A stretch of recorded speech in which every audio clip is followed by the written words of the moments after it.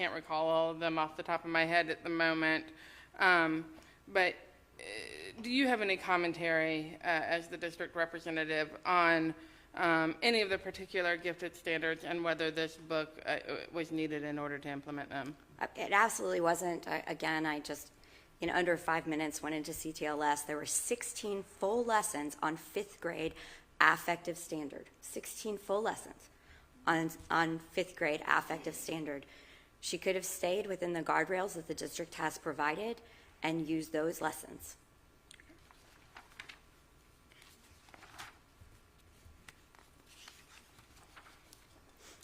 Ms. Rinderly says that she bought this book on February 13th, approximately a month before she read it to the class.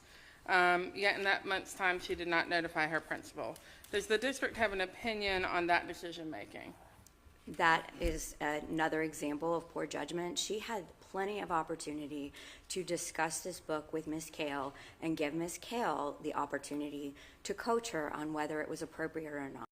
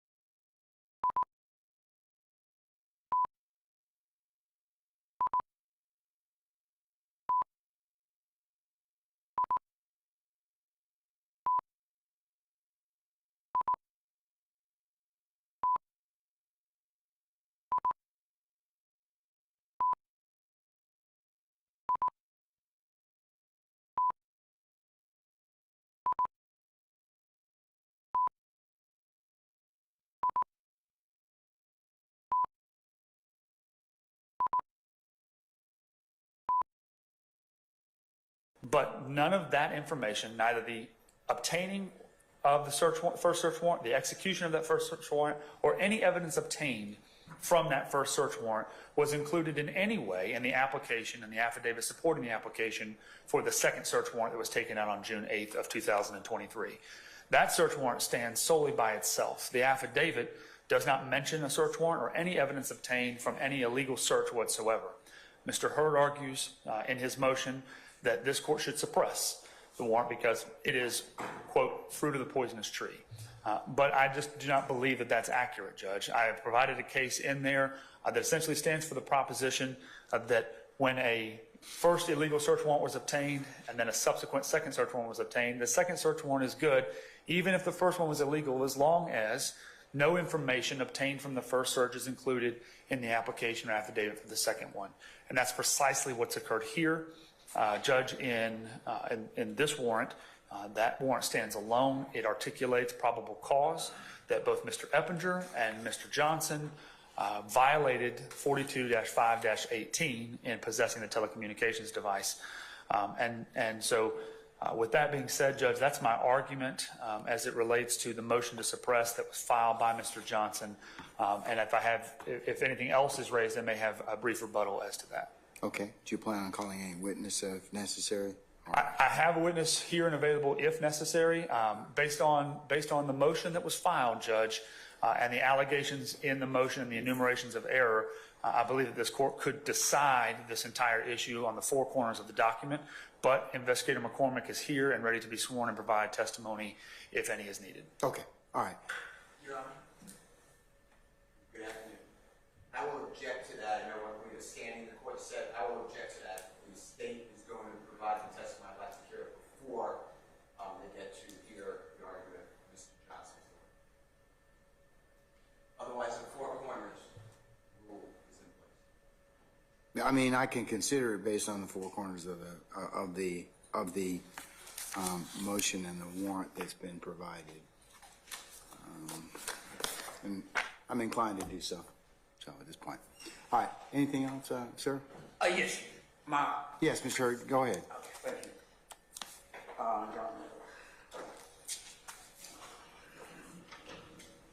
All right, Your Honor. Once again, Dolores Hurd on behalf of Mr. Eric Johnson, who is representing Mr. Christian Eppinger in this matter. And based upon information thus far, is there has not been any testimony independent of what has been enumerated in the response motion by the state. And furthermore, I will talk about a few of the points that were brought up, that was raised in our motion to suppress and motion to dismiss the warrant in here. I think the recitation of facts is somewhat similar, so no need to revisit that issue. However, there is some issues that we do definitely need to raise regarding, there's a few facts that we definitely need to be focused on. One of the facts that was very germane is that initially when this search warrant was issued and Mr. Johnson's laptop was confiscated, the state conceded that there was some information that was taken from that laptop. That was particularly taken from the laptop, and then once Mr. What was taken? What was taken? I don't know. He just said there was information that was taken from that laptop in order to, it had to be because at that point in the second warrant, it talks about the idea that the Instagram pages or the handle of Mr. Eppinger, that was not common knowledge. So at some point, somebody had to grab that information from Mr. Johnson's laptop. And so thus, to say that there was no violation or in this matter, or there was no search is incorrect. Well, wouldn't there be plain view if the law enforcement officers were walking behind Mr. Eppinger and Mr. Johnson and could see what was on the screen? Well, Your Honor, I don't know that testimony. I have not heard that. So no one's testified to the fact there was plain view. There was nothing indicated in here in his motion. States one that references that? Yeah.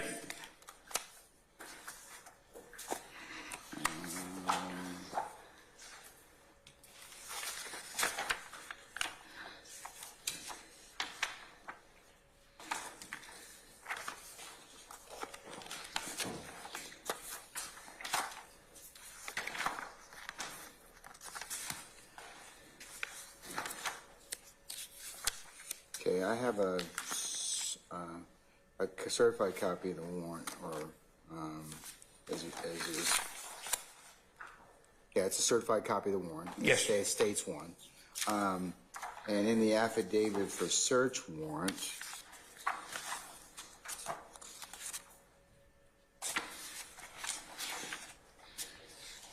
well, on February 23rd, there was one of the deputies that advised Mr. Eppinger he was actively using Instagram, told him to shut it off. So that's one instance.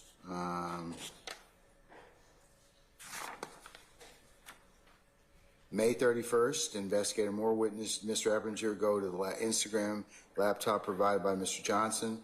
He advised Captain Moncrief of this incident. Yes, I mean, so these instances are fairly within the affidavit and four corners of this particular warrant. okay. Your Honor, but I understand what you're saying. However, first of all, there has not been any testimony to that. Secondly, is that But can't I just consider what's in the warrant? Do I have to take any testimony? well, I mean, Mr. Steele asked me to consider his testimony, but can't I just consider what's in the warrant if it's a certified copy of the warrant? it is obviously whatever's in the court's discretion. Okay, all right. I just want to make sure. Yeah. Whatever's in the court's discretion. On the same page. That's applicable. Okay. All right. So yes. So all right. So we get to the point. We were talking about the idea of whether or not it was something regarding the ability for them to see. I don't think. Now I'm an Instagram user. It does not show your information as an Instagram provider, even on a plain screen. There's nothing that shows the handles or anything like that, which has been enunciated and enumerated in this. Well, it says in the warrant here, based on the observations by various members of the FAST team, this affiant was able to determine Mr. Eppinger was using an Instagram user account name @_BigBriss1, and they were able to determine that that's his Instagram account. So, and that was just based on observation. Yes. That's part of the affidavit in this case. Right, Your Honor, that may be part of the affidavit, but that is untrue. You cannot see a person in this matter, @_big B risk 1. You can't see that on their on your Instagram page. That doesn't show. So in order for them to get that information, they had to get inside that laptop in order to grab that information. So that cannot be seen in plain view at all.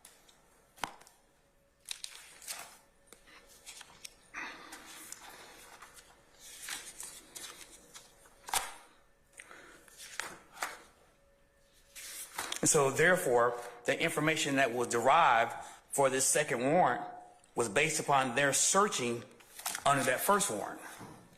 So there was not, and so bottom line is that first search warrant was void, and it was admitted to and conceded by the state. And for them to pull that information and use that information, they used that information from that first search warrant in order to create this second search warrant, Your Honor. And so thus, that is why we're talking about the argument as far as the fruit of the poisonous tree. Have you been able to review Johnson versus State at 310 Georgia 685 2001? Well, it's a search of it's referenced in the state's brief, but it involves the search of a defendant's cell phone, and that Johnson, similar like to your client, alleges that the phone was legally searched at a prior search warrant, and the subsequent obtaining of another search warrant, the resulting search violated his Fourth Amendment rights as evidence obtained after the search warrant was through the poisonous tree. Kind of similar to your argument here, but our Supreme Court determined that the search warrant, the second one, was based on sufficient probable cause, and nothing in the affidavit references the information derived from the pre-warrant search, so in this case Johnson's phone. So the trial court properly concluded the evidence pursuant to the warrant was not, as Johnson claims, fruit of the poisonous tree. And they also cite Reeves versus the State, 284 Georgia, 181 pinpoint 183 at 208. Search warrants were not tainted by earlier warrantless search because no information obtained during the warrant search was used to obtain the warrants. But in this case, you had a warrant. So, but yes. Yes, Your Honor. Actually, we also want you to be mindful of the site of State versus Thurston. Spell that last name for me, please. Thurston, Thur. Thur. Ston. State v. Thurston. What's the State site? v. Thurston. It's a May 30th, 2023 case. And What's the site? well, I have it here, the Lexus site, which is 2023 Georgia Appeals, Lexus, Lexis 230. And also have a Westlaw site of 2023 WL 371011. Wes, did you get that? What were the classes, sir? The Lexus, what's okay, WL is 3710111. Thank you. And Your Honor, I do have a copy of the. Oh, that'd be wonderful. Do you have one for May I approach? Do you have one for opposing counsel as well? All right, thank you. That would be wonderful.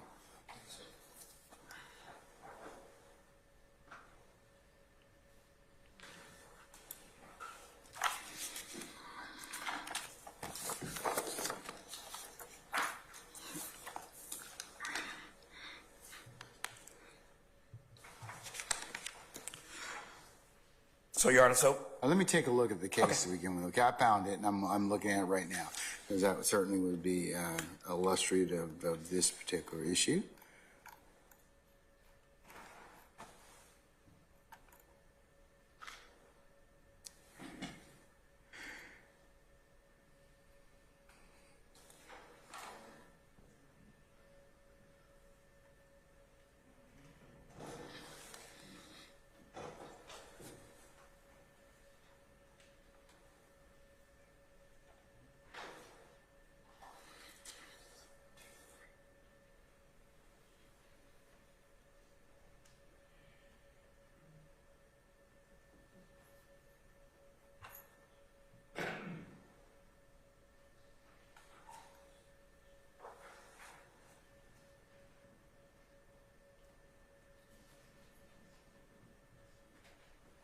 Okay, I'm with you, Mr. Hurd. I've got it. Okay, but I think you need to distinguish these facts from Thurston's motion.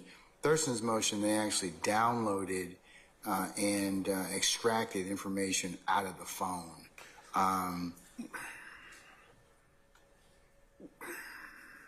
and used that similar data in the second warrant. well, that's completely what's analogous in this situation.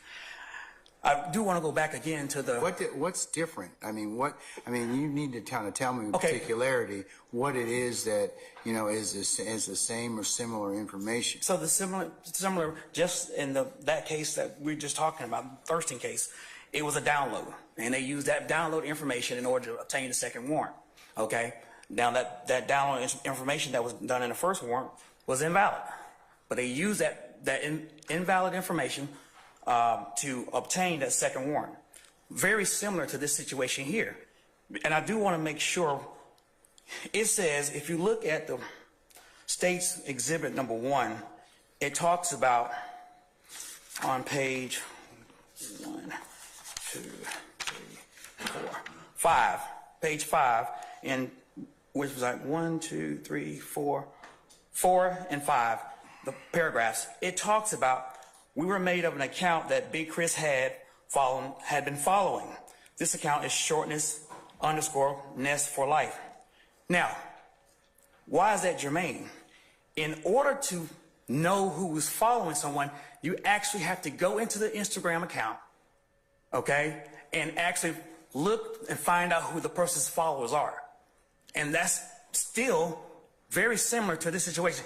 And that was done under that first warrant.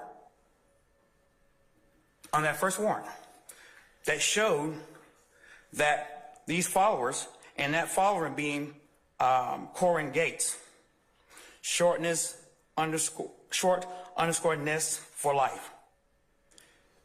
All that information was obtained under the first warrant that was issued, and that first warrant at that point that was conceded by the state was void.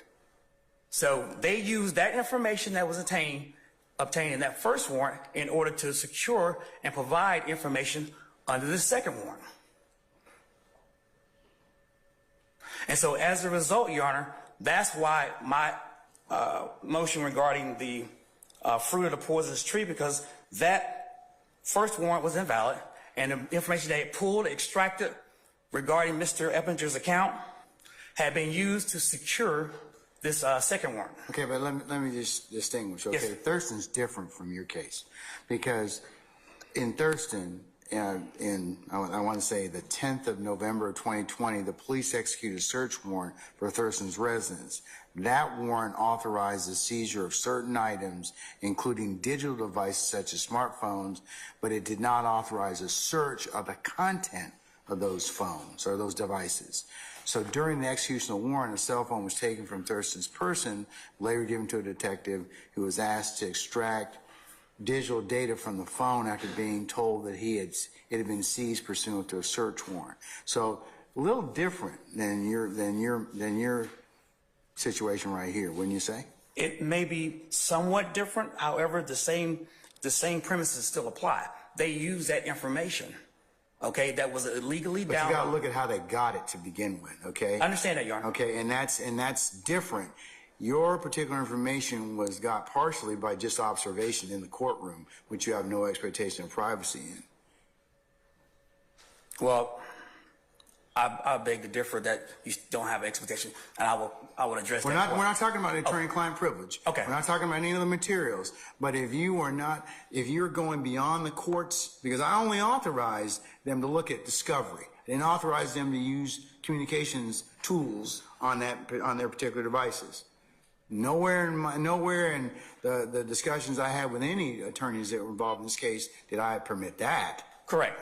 So if you're just, and there are security measures in this courtroom, so I mean so when I say you don't have a reasonable expectation of privacy, I want to clarify that in terms of I'm not talking about attorney-client privilege. I'm not talking about documents that attorneys are looking at with their clients or conversations.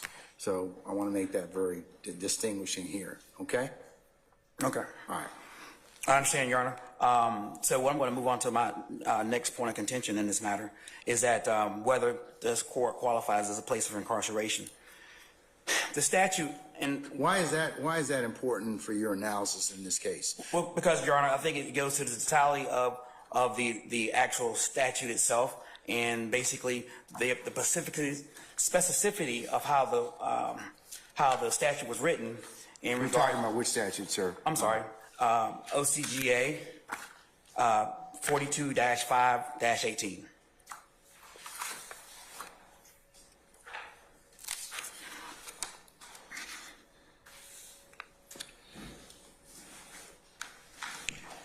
Okay. Do you have any issue that what's your issue on that particular Okay, statute? so You particular. have a couple different definitions you're trying to. I do, yes, Your Honor. Okay. So I want to address that. It talks about in subsection 2, talk about place of incarceration. It talks about any prison, probation, detention center, jail, institution, including any state, federal, local, or privately operated facility used for the purpose of incarcerating criminals or detainees. This does not qualify in the statute because it would have been very, very well within the plain meaning. It had the intent of the legislators was to include courtrooms, it would have been noted. That was not. So thus, Your Honor, it's our position that this does not qualify as a place of incarceration. Okay, but depending upon your status, it wouldn't that be if you are still if you haven't been granted bond, and would you still be an inmate, and wouldn't you still be subject to this definition? Well, Your Honor, in this situation here, Mr. Johnson is the one that's being alleged to have committed the violation, and so he was never in custody. Okay, I would agree with you on that. Okay. Okay. So, but look under that statute, paragraph B. It shall be unlawful for any person to obtain for any person to obtain, procure, for, or give to an inmate, and the inmate would be his client, right, or potentially his client, a gun, pistol, or other weapon, liquor, amphetamines, drugs. I'm just paraphrasing, okay? Any telecommunications device, which would, a computer would probably be one of those. Wouldn't you agree? That's correct. Okay, all right. So why wouldn't B be applicable in this case? A is not really applicable to Mr. Johnson. You're absolutely right, but B is. Your Honor, B is applicable but that laptop was given under the authority of the court. It wasn't given For the limited purpose of reviewing discovery, not communicating with other people and making Instagram or other posts or Facebook or any other things that weren't specifically designed for the review of discovery for this case, because the lawyers in here asked me to do that because of the challenges that they had. So that is way beyond the perimeter that the court put out for communication or for review of discovery. Yeah, Honor, I completely understand. I totally agree with you. But in this matter, it says they are actually saying that Attorney Johnson somehow enabled, basically conspired with, participated in this search on this Instagram posting or Mr. Epinger's Instagram. I don't think they're saying he participated in the search, but they are intimating that his, however it is they did in this particular warrant, that his not, that he basically allowed his client to utilize these other communication tools outside the parameters of what the court authorized. That's what they're alleging. And I think that they're alleging that that he was complicit in the sense that he didn't prevent his client from doing that based upon the conversations that were had or that the affiant made earlier in the warrant. Your Honor, I believe in this. Obviously, this is what we call is a specific intent situation, and if you're stating that basically he unlawfully allowed Mr. Eppinger, because we already got to the point that he had possession of it, which is okay. All right, that's uncontroverted. Mr. Eppinger was allowed to possess the laptop. Now, the question goes back to him once again. Is the distinction is possession versus use, okay? And there is nothing in this statute that talks about use of any telecommunication device. It only talks about possession. It's very clear in here about what the legislative intent was about this OCGA 42-5-18, that it was specific when it talks about intent throughout our. Okay, but here's the thing. I don't have any issue with what you're saying about Mr. Johnson providing this particular device to Mr. Eppinger for review of discovery. That's fine. That's lawful. Right. That's lawful. And that won't violate 42-5-8. The violation that the state is alleging is when you let an inmate, or detainee, which Eppinger would be, as the lawyer, you let him utilize the device to communicate and utilize other programs like Instagram or other things that would not be within the court's purview. So by that, he's utilizing it for unlawful purposes, and that's what the state is alleging in the warrant by allegedly Mr. Johnson's behavior and Mr. Eppinger's behavior. Oh, yes, Your Honor, I understand that. But clearly here on the face of this statute, it does not talk about the statute that they're using to support the allegation or substantiate allegations against Mr. Johnson. It does not talk about use. It talks about possession only. Okay? And I understand Your Honor's position. There was you issued a court order which allowed for. Okay, well then he would never be able to use it in my courtroom for any lawful purposes if that was the argument. Right, but. Okay, so, I mean, if you can't have it both ways. I mean, I mean, I can't let you kind of like, hey, you can use it for one thing, but you can't use it for another thing. And if you use it for that, well, then you violated the statute. But that's what you're saying, because he was using the computer.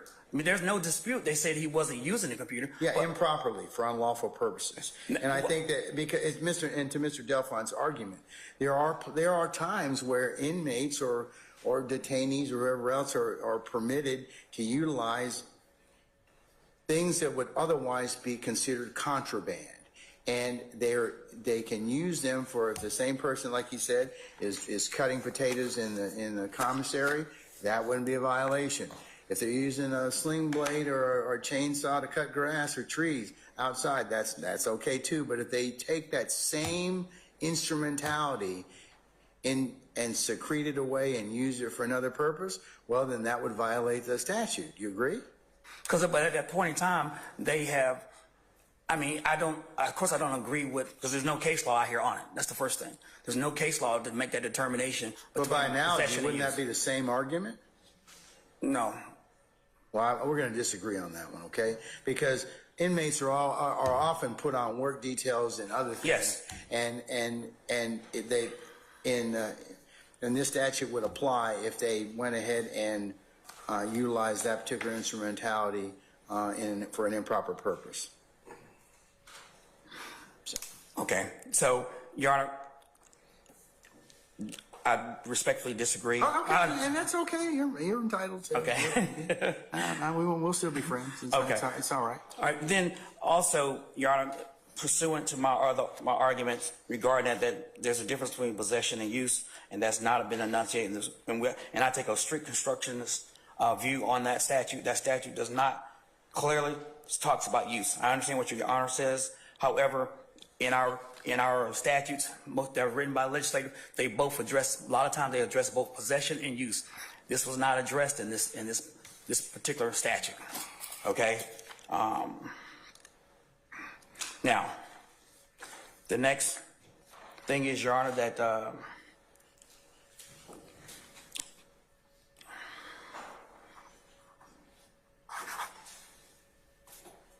now also the information that Mr. Johnson has somehow had allowed Mr. Eppinger, the defendant in this case, to, or basically allowed or conspired or aided or abetted, that has not been shown through any testimony. Okay, that's the most germane part. Second part is that it was never indicated in this search warrant how Mr. Johnson, who was actually picking a jury at this time, paying attention to what was going on in the jury room, knew or aided Mr. Eppinger in this search on Instagram. There's nothing in that search warrant.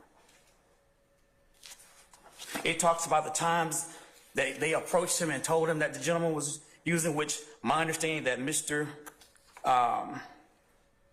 Johnson had admonished the defendant, but we're talking about picking a jury, paying attention since we're talking about January of 2023, January 4th, this jury selection had begun, and the voluminous amounts of jurors, and paying attention to what their information is being enunciated or elicited from them. His focus was on jury selection. So thus, he's not paying attention or has no knowledge that Mr. Eppinger was doing anything other than what the court had initially allowed them to do, which was possess the computer and look at discovery. There's nothing in that warrant that says that.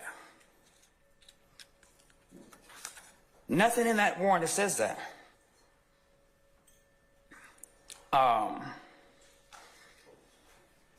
It never said that Mr. Johnson had given his Instagram account in order for him to use. None of that. There's nothing to say Mr. Johnson had knowledge, knew of it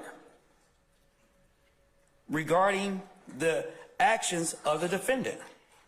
Now, if the defendant solely was in this warrant without Mr. Johnson, yes, I understand. But that's not what they accused Mr. Johnson of participating in this. And not one time was this, any of these alleged violations was brought to the court's attention. There was no admonishment by the court of anything regarding Mr. Eppinger's use, because it was never, according to any of the warrants, it was never presented to the court until this warrant was taken out for Mr. Johnson's computer. It looks like it says in the affidavit, Mr. Johnson repeatedly placed on notice of Eppinger's illegal laptop usage. Over the course of the entire trial from January 2023 to June 2023, deputies have repeatedly spoken directly to Mr. Johnson about his client's illegal laptop usage, and on at least one occasion, Mr. Johnson demanded that deputies no longer interfere with his client's violation of the law. Your Honor. So I respectfully disagree with you about that. Okay, Your Honor. Obviously, these are hearsay statements. I understand you looking at the four corners of the document, but we're talking about a situation where that the standard of proof is, of course, is probable cause. However, it should have been some type of testimony to initiate that, because that's a very germane point, and that was not. Okay, because you actually are using, or they are aligning Mr. Johnson with some criminal conduct. So, Your Honor, that is not our position. Our position is that Mr. Johnson, at that particular moment, selecting that jury, had no knowledge about what was transpiring with Mr. Eppinger. Even from their warrant, they said that he tried to minimize, the defendant tried to minimize the Instagram account. So ideally, still, you're minimizing something, which means that Mr. Johnson, who was selected a jury, had no knowledge of what was transpiring. And that is the essence of what the basis is for that warrant for that particular day. The one, they actually took a picture of Mr. Johnson's computer, which he had an expectation of privacy of. They took a picture and video that, my understanding, the use by Mr. Eppinger, haven't been provided with any of the information other than what's on the four corners of that warrant. Now, so he did not knowingly allow any of this to transpire. Also, Your Honor, that we are moving that this warrant should be dismissed is that it talks about the use, the reason for this search warrant is because they want to check the browser history. They want to check the aspects of Mr. Johnson's computer. Now, that in itself will violate the attorney-client privilege, because once law enforcement is the one that has to download this information. So basically, them downloading this information from Mr. Johnson's computer, in essence, they're going to be able to see information that they cannot unsee. So as a result of that downloading the information, there's going to be attorney-client privilege information and work product. If we get to that, Right. that's why I have Special Master Ms. Lawrence Hardy here to deal with that issue. But I hadn't gotten to that issue. But that's why I decided to take a more prudent course of action and proceed as we're doing right now. So I need to decide the issue of the warrant to begin with. Yes, Your Honor. And then I'll get to that. I'll get to that particular, if necessary. Okay. Yes, Your Honor. All right. Hold on one second, Your Honor. That's all right.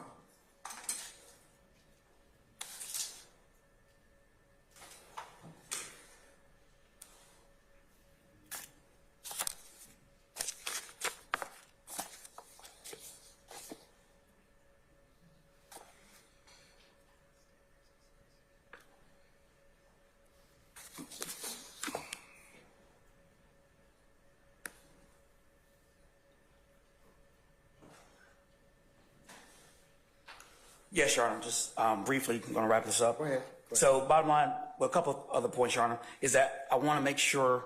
I know we had a banter about the issue regarding the analogy that Mr. Delphont brought about being able to be in possession of contraband sometimes in an incarcerated state.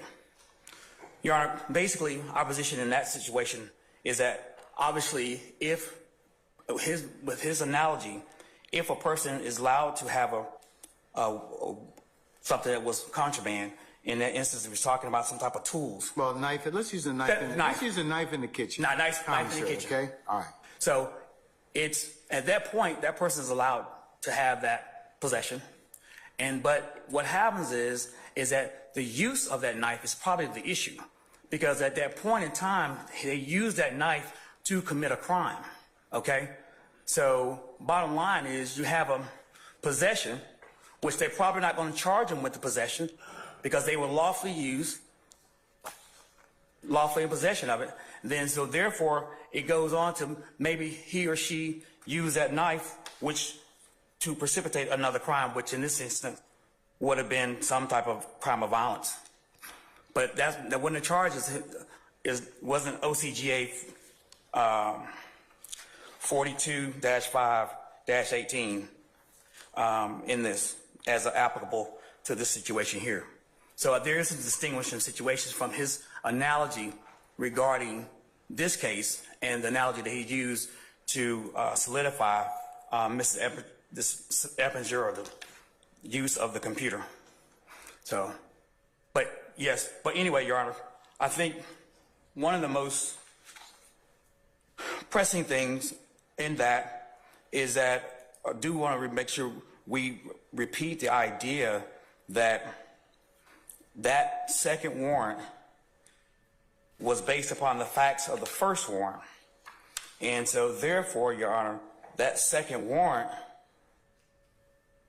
was invalid. Second of all, in addition to that Fourth Amendment, Mr. Johnson never at one time loses his right or transfers his right to privacy of his computer. That never transfers, because the court instructed the defendants to use the computers, and that computer was Mr. Johnson. So there was always an expectation of privacy that Mr. Johnson enjoys in that computer. There was never a transfer of that privacy right. He does not lose interest in that. So I'm not saying he does. I mean, okay. I don't disagree with you at all, sir. I don't. So basically, our position is, as a result of the first deal, there was a search. That illegal search of that first one is a problem, and we can't speak more about it, but it was a problem. So as a result, that the second warrant that was issued is on its face invalid.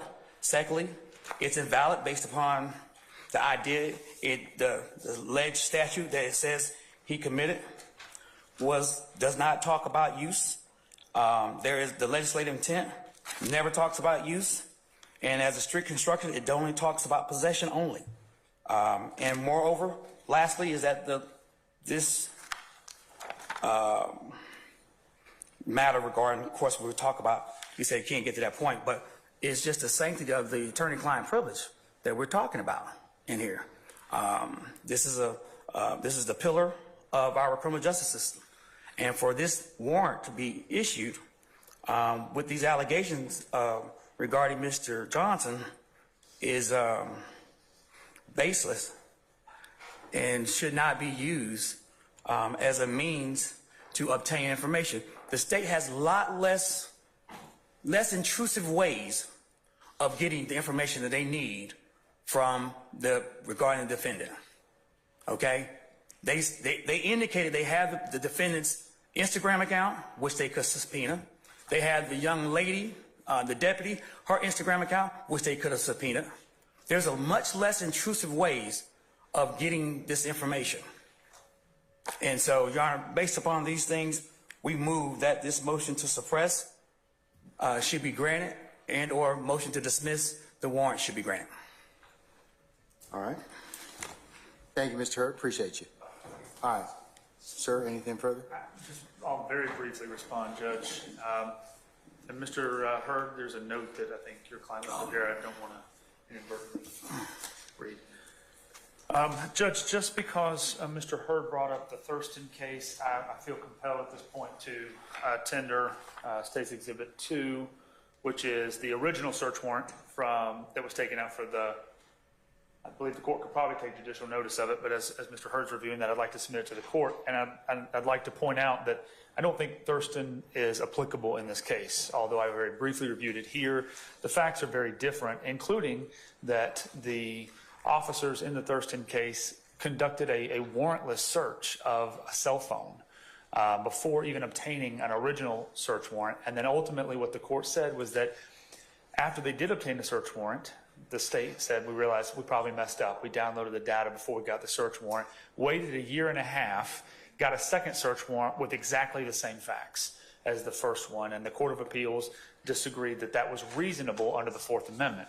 Here, it's a vastly different situation. Here, there was no warrantless search. They took a search warrant out for the laptop. They did conduct a cursory search of the screen as they took the laptop, but did not forensically download it, did not disseminate the contents of it, and within a matter of a week, 8 days, obtained a second search warrant. The second search warrant containing significantly more information than the first one, materially different than the first one. And How'd they get it? How'd they get it? I'm sorry? How did they procure it? Procure the second search warrant through a How'd they superior procure court the judge. information based to give the superior court judge that information? So just based on the affidavit provided by Investigator McCormick. Can I see the first affidavit, please? Yeah. The states one? I'm sorry. sir. Original. The one that has been suppressed, or that you agree that was improper. I'm going to mark this judge as State's Exhibit number 2. All right. Any objection to states 2, sir? There is none, Your Honor. Okay. States 2 is admitted. Just so I can take a look at it for myself. Certainly, Judge. Okay. All right. So Investigator McCormick's affidavit in the second search warrant, the one that was taken out June 8th, articulates very clearly the observations and the things that they observed that led them to take out the search warrant for Mr. Johnson's computer. Mr. Hurd argues that, unsupported, that Investigator McCormick must have obtained Mr. Eppinger's Instagram handle from an illegal search, but he's provided no evidence or information to that point. Judge, he doesn't have the burden, but he has just as much as a right to call a witness to articulate that you can't see somebody's Instagram handle on their PC interface of Instagram. He could have called a witness to say any of these things. He's making completely unsubstantiated accusation that we must have obtained some information unlawfully, and that's included in this affidavit. But that's not the determination this court has to make. What this court has to make is a determination about whether or not the judge who signed this search warrant had a substantial basis to believe that probable cause existed to find the items that were being looked for in the place that was being searched. Judge Eaton in this case was the Superior Court judge who signed this. I think based on the four corners of the document, Investigator McCormick's affidavit, that's exactly what it says. It outlines specifically that Mr. Eppinger was using Instagram. And frankly, whether it's his Instagram or somebody else's Instagram, it makes no difference in terms of a violation of 42-518. Whether he's using his own Instagram account or he's using his friend's Instagram account or some spoof account, he's still violating the statute. So whether or not they could see it or not, I mean, certainly that would be ferreted out through testimony, which I didn't provide because you can make this decision on the four corners of the document based on what Investigator McCormick put. But there is no evidence other than a very generalized statement in his motion and unsupported arguments here today that the second search warrant contained anything from the first search warrant. I provided to Mr. Johnson and to the court back in between June 2nd and June 8th all of the screenshots that were taken from the laptop that the sheriff's office took. So you can very clearly see if any information was used from that in this affidavit. And there's no allegations of that, and there's no evidence of that, Judge. I will note that as it relates to, there were numerous arguments that Mr. Hurd made about essentially they're not, Mr. Johnson not participating, furthering, assisting, or aiding Mr. Eppinger in violating 42-518. Essentially, I term that, as I listened to it, as a challenge to the probable cause contained in the warrant itself, that there's insufficient probable cause that Mr. Johnson has committed any crime. I disagree. I think that as you have articulated in your conversation with Mr. Hurd, in the affidavit itself, it articulates a half dozen times that the sheriff's office told Mr. Eppinger and Mr. Johnson to stop using Instagram. And in February of 2023, Mr. Johnson specifically stated, stop interfering with my client's use of the laptop, with his use of Instagram, to the sheriff's deputies, and that's articulated as well. I think that forms a basis that Mr. Johnson, knew and allowed and facilitated Mr. Eppinger's use of the Instagram account. It further articulates in the affidavit that they sat side by side, that their screens were visible one to the other. And so Mr. Hurd is arguing that, well, Mr. Johnson probably didn't know what he was doing, but they were sitting side by side, and the affidavit articulates that they could clearly see each other's screens. Additionally, at this stage, this is not a trial. We are not in front of a jury with a closing argument to argue that we haven't met our burden beyond a reasonable doubt. The burden is whether or not the judge who signed this, Judge Eaton, could have found a substantial basis to believe that a violation of the law had occurred, and that would, evidence of that would be found on Mr. Johnson's laptop. Mr. Hurd repeatedly said we haven't presented any testimony about Mr. Johnson's aiding or assisting or abetting Mr. Eppinger. But frankly, we're here on a suppression hearing for a warrant. The four corners of the document contain all that's needed in order to prove Mr. Johnson's guilt in that, or at least probable cause for the issuance of the warrant, Judge. And lastly, I just disagree with Mr. Hurd's contention that possessing a knife in the kitchen while cutting potatoes and then stabbing somebody with it would have been, while there would have been charges of aggravated assault potentially or other things, that wouldn't form the basis for possession of contraband by an inmate. I think the statute very clearly, even though they don't use the word use, the application of that statute in common sense and everyday use contemplates that the scope of authorization is material in determining whether an inmate has violated that section. Otherwise, any inmate ever who possesses any item that may be deemed contraband could claim complete immunity from prosecution if they were ever given that at some point. And I just don't think that that's the intent of the statute, Judge. That's all I have. Your Honor, have you brief? Yeah, sure. Just a couple of things, Your Honor. First of all, if you look at the State's Exhibit Number 2, which was the search warrant itself, the first search warrant, it states, I'm requesting this search warrant in order to go through the laptop's internet browsing data, cookies, and all social media accounts found within the search of the internet history that have been instant messaging, text messaging, or video messaging capabilities.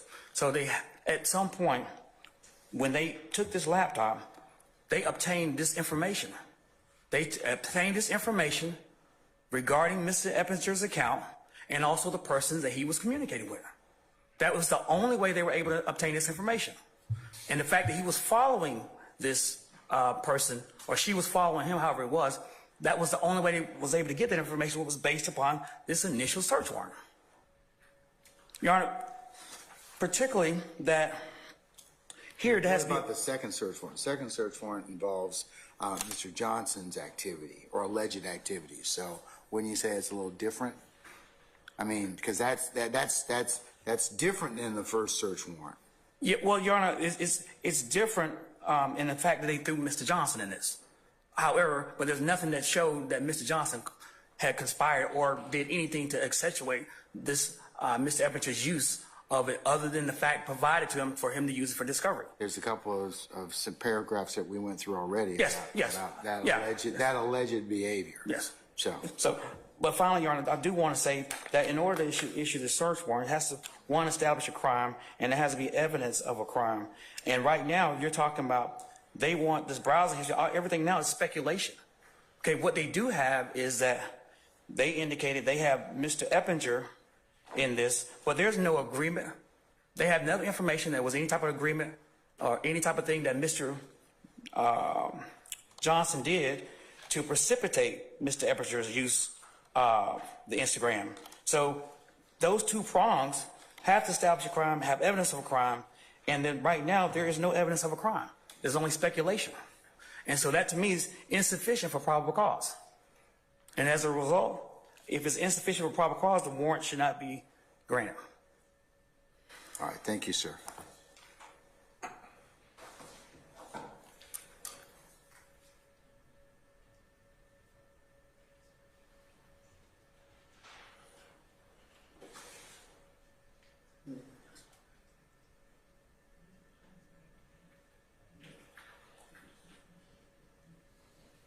I'm going to take about 10 minutes. I'll be right back. I'll be back. We're going to be in recess, if you don't mind.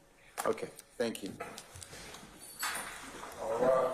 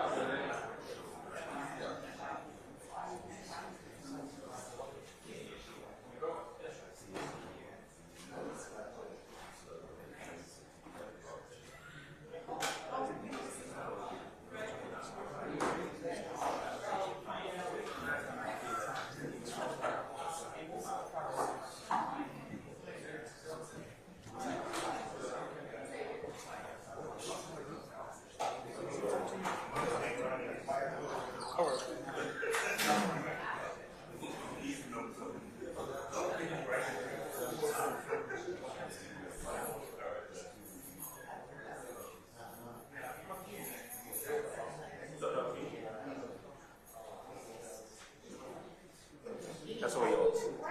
That's all.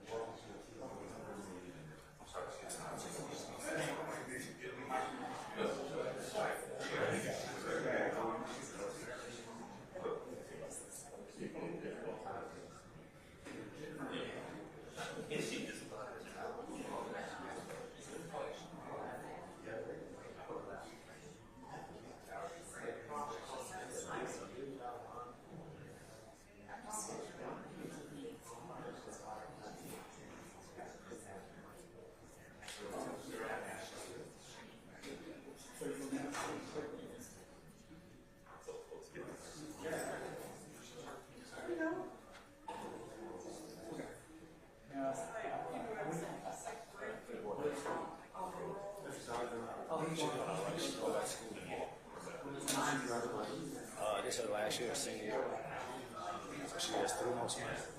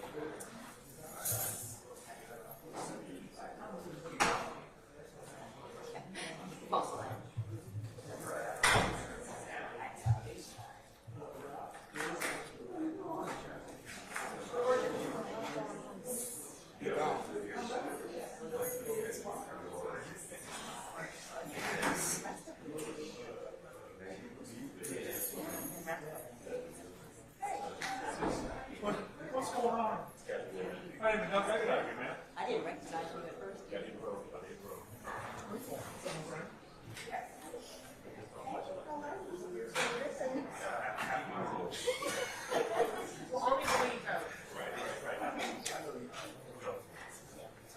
Great to see you, George. Great to see you, George. Likewise.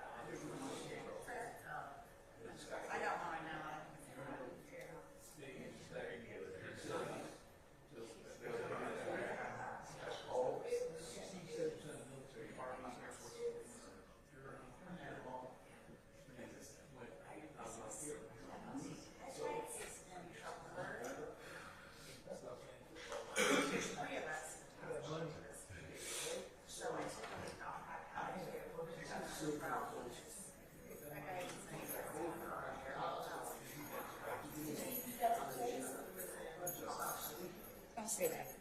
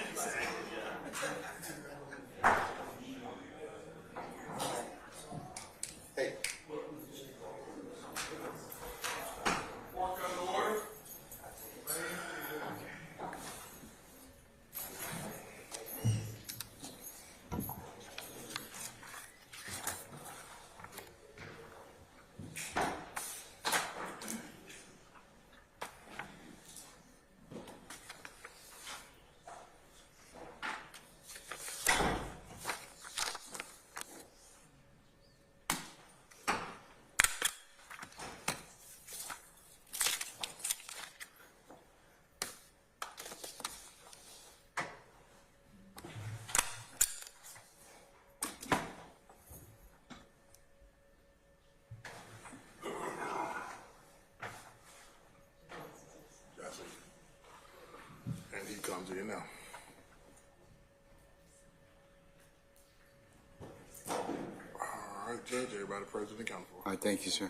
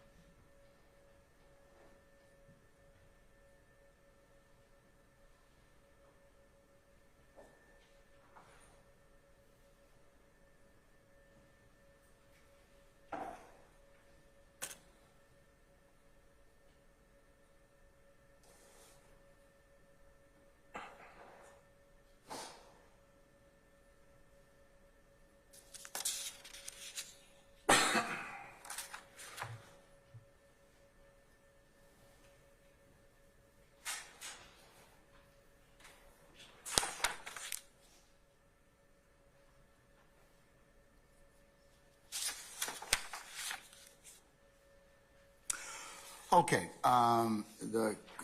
In considering this particular warrant that was issued, the court has had an opportunity to consider courts 1, which is the motion to suppress and the motion to dismiss the warrant, as well as the state's response to the petitioner's motion to suppress and motion to dismiss the warrant. The court's also considered certified copies of the affidavit, the warrant for search and seizure and affidavit for search warrant contained in States 1, as well as the affidavit and application for search warrant of States 2. I'm also going to adopt the state's procedural history as set forth by Mr. Delfont in open court, as well as in the state's brief and response to the motion to suppress and motion to dismiss the warrant for purposes of the court's order in this particular case.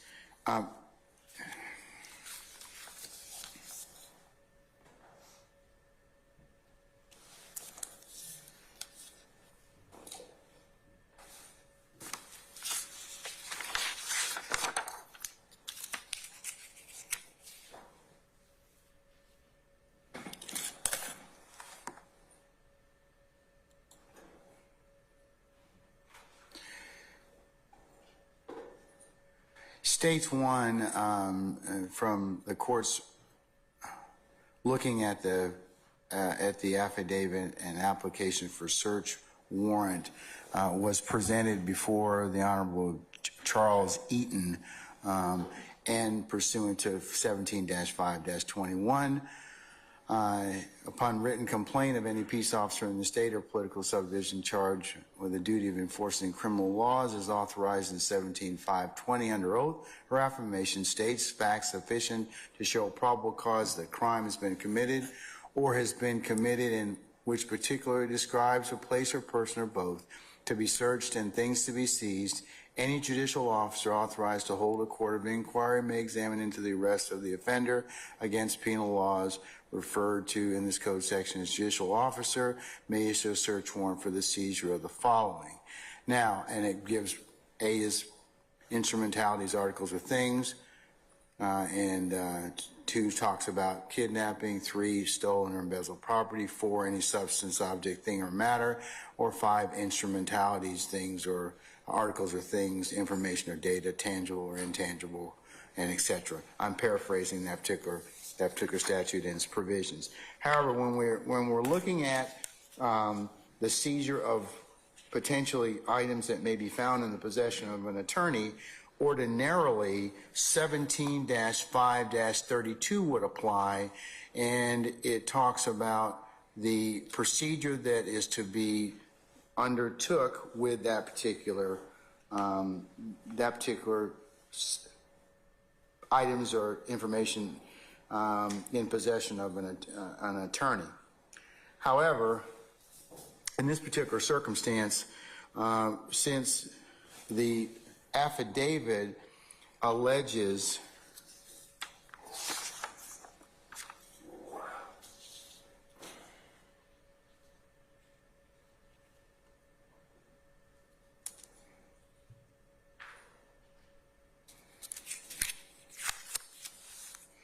that Mr.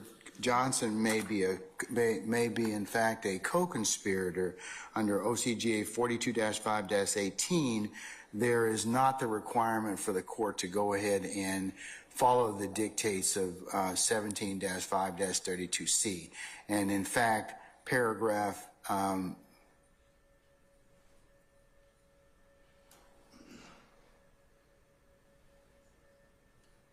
B under this particular code section 17-5-32 does indicate this code section shall not impair the ability to serve search warrants in cases where the search is directed against an attorney if there's probable cause to suspect such attorney has committed a crime. This code section shall not impair the ability to serve subpoenas on non-suspect attorneys. So, in this particular circumstance, the court went ahead and, in the abundance of caution, went ahead and, due to the potentiality that there may be on this computer, couple things: privileged materials, an attorney work product between Mr. Johnson and Mr. Eppinger, and conversations and others from any of the various co-defendants and their attorneys, those particular conversations with Mr. Johnson as it relates to any particular issues related to the trial of this particular matter. The court went ahead and appointed a special master just for the purposes of following 17-5-32C in the event that the court issued did not suppress or did not went ahead and issued, or not issued, but failed to suppress or dismiss the warrant. From listening to the four corners or reading the four corners of the warrant and the arguments of counsel, this court is satisfied that sufficient probable cause does exist as set forth in the record and in the affidavit and application in front of the Honorable Judge Charles Eaton. The court finds that this information would be sufficient and does allege, in fact, a crime or crimes that may have occurred. For those particular reasons, the court is not going to suppress or dismiss the warrant in this case, and will, in fact, authorize authorize the search warrant to be executed.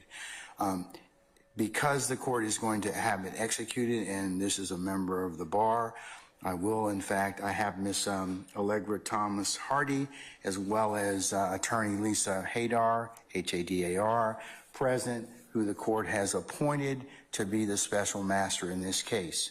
As I understand it, Ms. Lawrence Hardy has been appointed pursuant to the statute that governs special masters. She is a member of the bar, specifically a member of the Board of Governors, and she has been appointed by this court.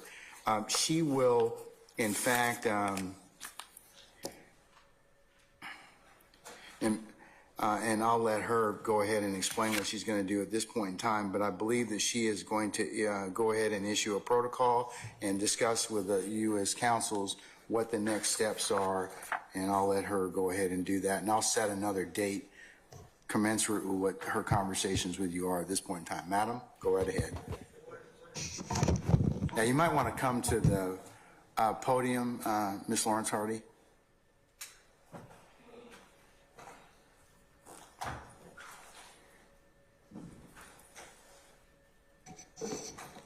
Your Honor, now that this issue has been decided on the search warrant, as a next step, we as special master will issue a protocol for the consideration of all of the lawyers of record.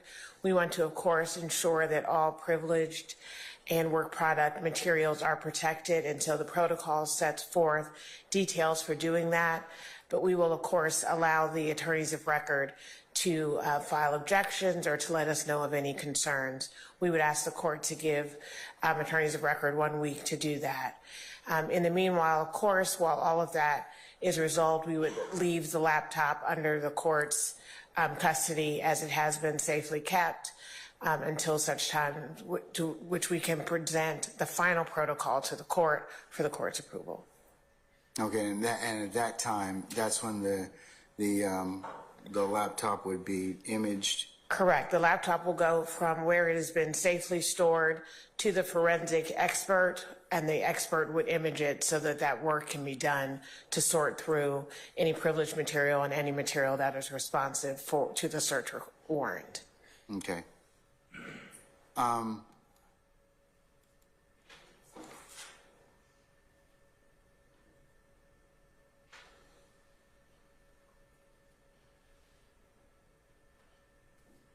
Councils, can you check your calendars, in particular, Mr.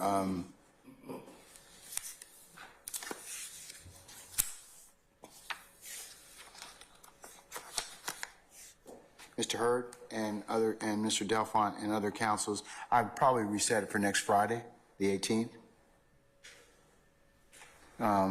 For that to, any objections to have been logged and filed by that time. What I'd do at that point is just make sure that all of them have been filed and that we set some time, if necessary, to address those particular, any issues that may be held at that point.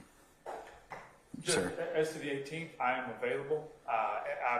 In terms of how the process works, I don't know when we'll receive the protocol. You receive it today? Today. Fantastic. And then the 18th works perfectly. I could, if I have any issues, I can file anything that I need to by the 18th. Okay, we'll ask our clerk, Ms. Alexander, to once again see what we need to do in order to get you access to Odyssey. Okay. All right, Mr. Hurd. Yes, Your Honor. Of course, that'll be 7 days from now. Is there any way we can have that continue to that Monday? I don't have any issue with that, sir. So, on behalf of the state, somebody can be here. I am starting a jury trial with Judge Tracy Mason, a homicide trial, on August 21st.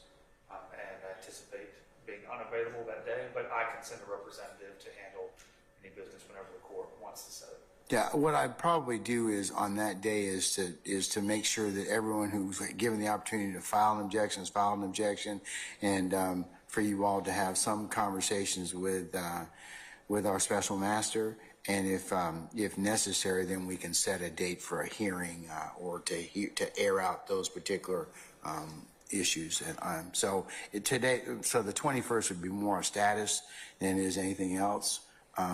Because we need to kind of see how to proceed from there.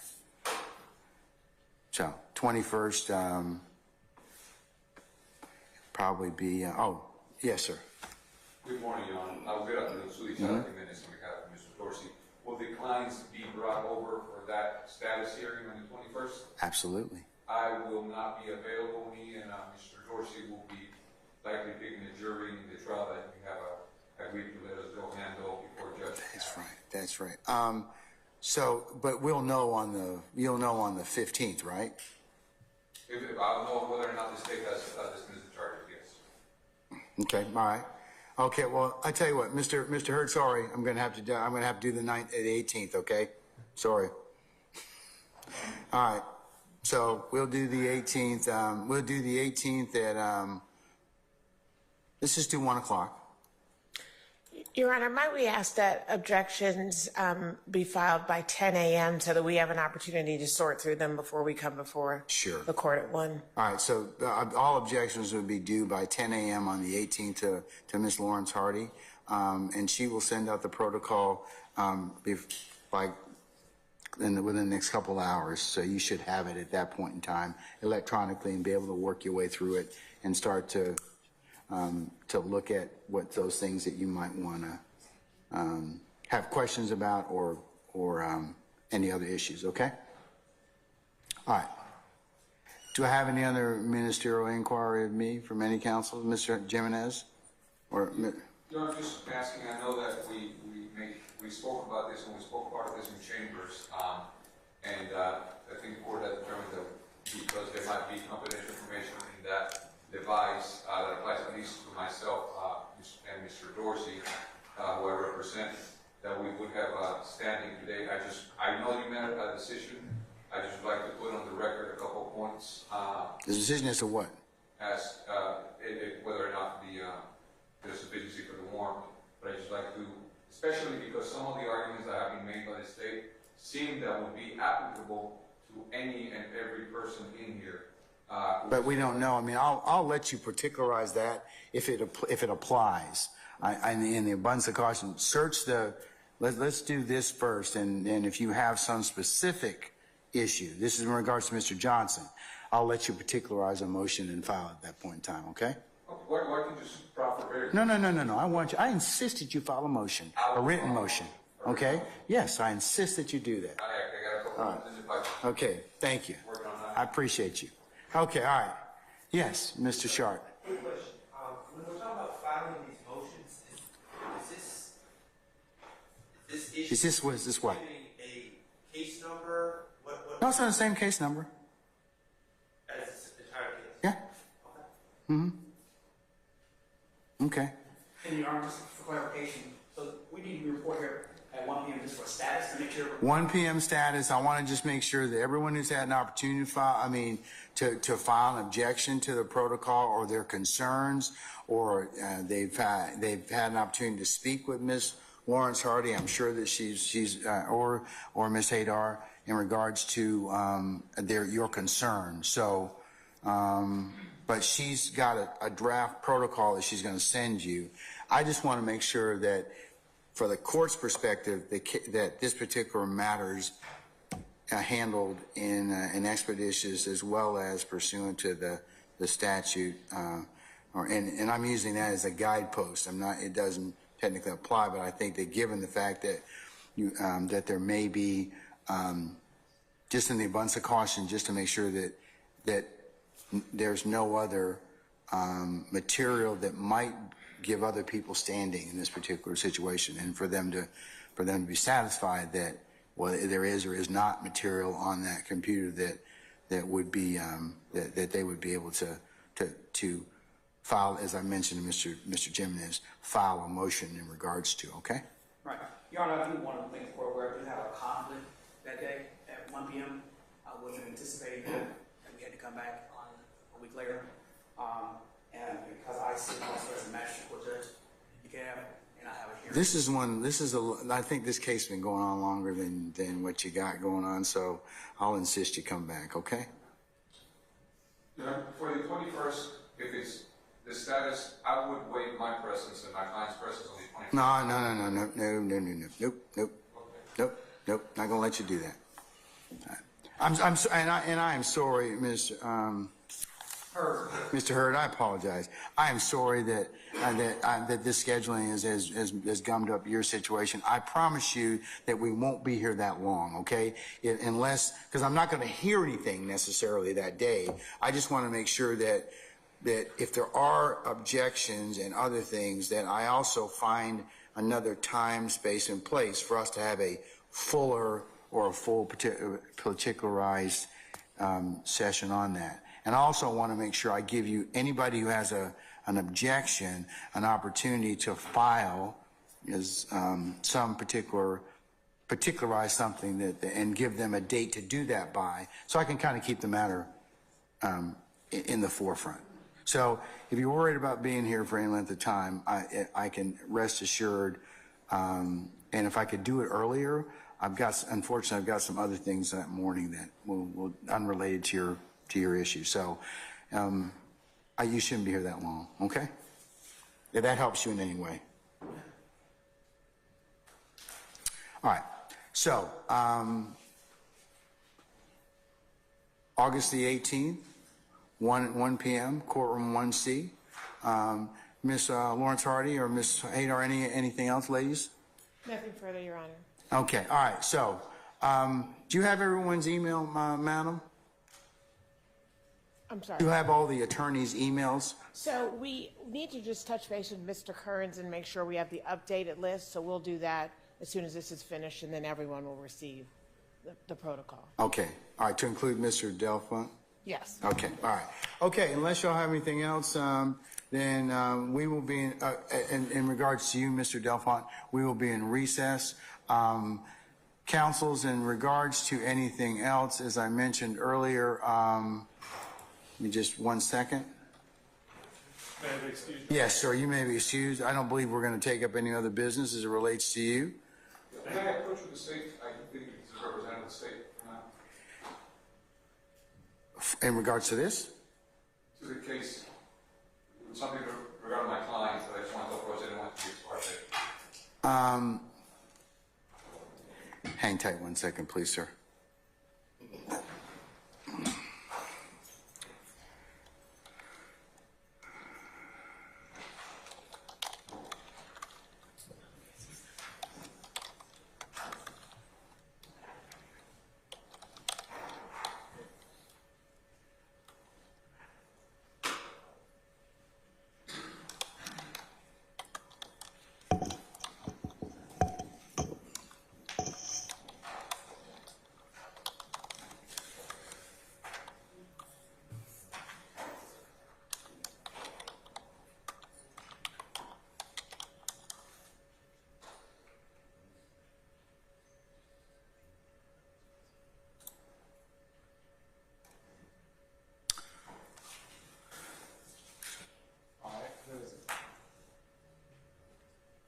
I just assume this involves this particular matter we just got finished with, and not the rest of this trial? Has to do with the trial.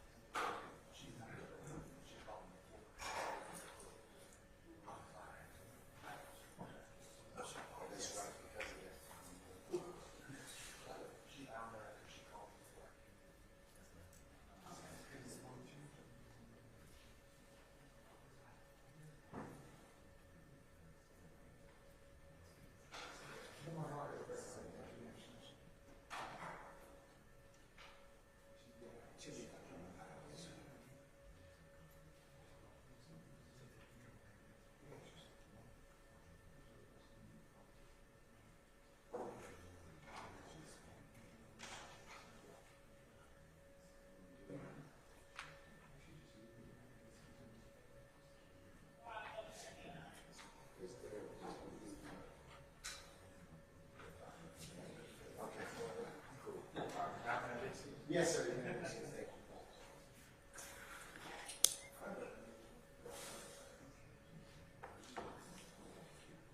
All right.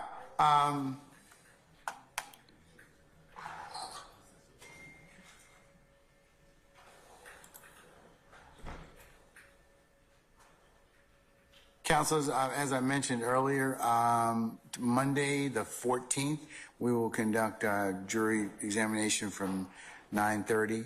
And so, and I want to say that I've given you already the jurors that potentially we would, in fact, examine. That has not changed as of yet. So with that, unless you have any other questions of me, we're going to go ahead and, as the state's not here, I can't take up anything anyways. But I'll see you on Monday, okay?